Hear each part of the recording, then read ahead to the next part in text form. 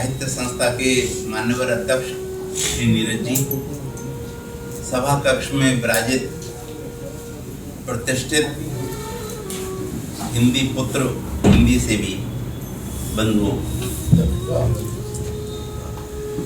वास्तव में मैं ज़्यादा अध्यक्ष बनता नहीं हूँ और मेरे सौभाग्य भी शायद दूसरी बार बनाऊंगा कभी कहीं। अध्यक्ष बनना कभी मेरे सौभाग्य में रहा नहीं और ये तुलसी संस्था के कार्यक्रम में भी मैं दूसरी बार ही आ रहा हूँ और अध्यक्ष कोई विषय रखे ये श्रोताओं को फिर अच्छा भी नहीं लगता, क्योंकि अध्यक्ष को कम से कम बोलना चाहिए, ऐसा साधारण परंपरा है। जो चुप बैठे वो अध्यक्ष। तो जैसे अनेक माएँ हैं, जैसे गौ है, तुलसी है, धरती है, भारत है, गंगा है, हम तो जो हमें कुछ भी देता है उसे देवता मानकर उसे उन्नत होने की कोशिश करते हैं। इसलिए हमारे संस्कारी लोगों के अनेक देवी देवता और माँ हैं। उसी प्रकार जैसा डॉक्टर नीरज जी ने कहा कि हिंदी को मैं माँ मानता हूँ, मैं नहीं, हम सभी हिंदी को माँ मानते हैं और हिंदी इस देश की माँ है।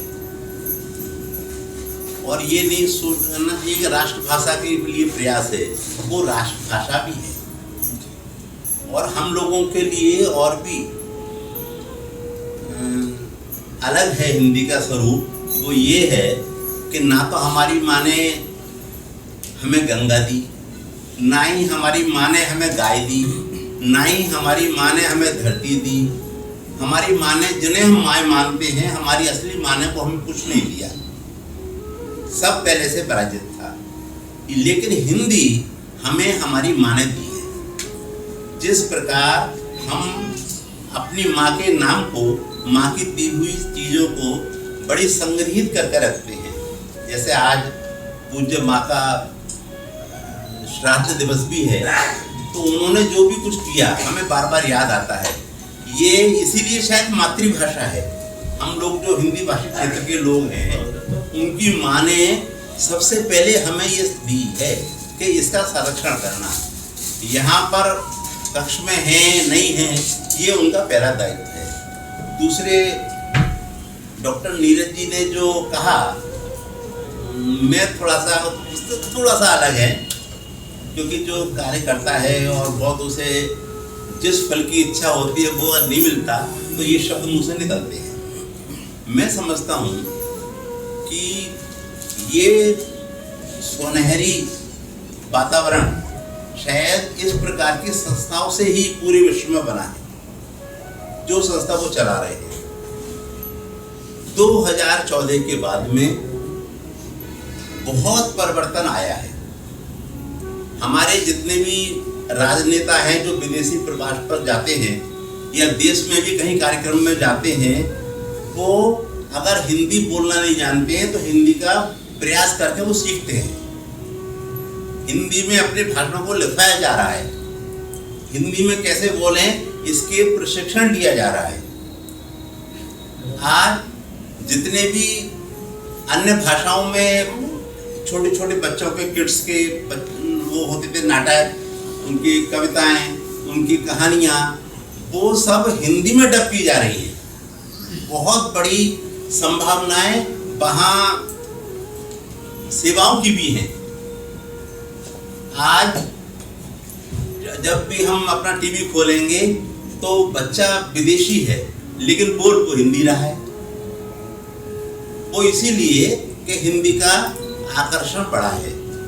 आज डीयू की बात आई तो डीयू में सभी सब्जेक्ट्स होते हैं, लेकिन सबसे ज़्यादा पीएचडी करना चाह रहे हैं वो हिंदी में।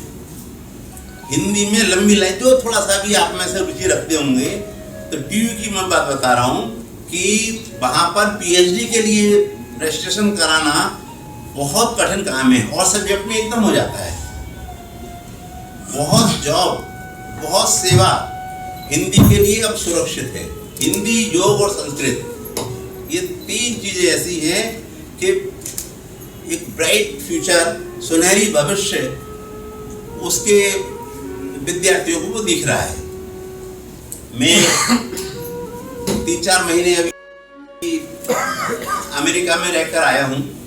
अनेक स्कूलों में भी, क्यों मैं विद्या का चाहने वाला हूँ, विद्यार्थी हूँ, इसलिए वहाँ अनेक विद्यालयों में मेरा जाना हुआ, पुस्तकालयों में जाना हुआ। जिन स्कूलों में मैं गया वो अच्छे रैंक के भी थे, वहाँ रैंक जरूरी होती है स्कूल की, यहाँ की तरह नहीं है।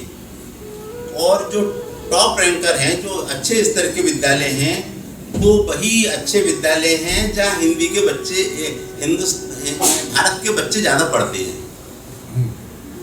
जो अमेरिकन हैं उनमें प्रतियोगी भाव नहीं है। हिंदी बोलने वाले बच्चे जो हिंदुस्तान के हैं उनमें प्रतियोगी भाव है।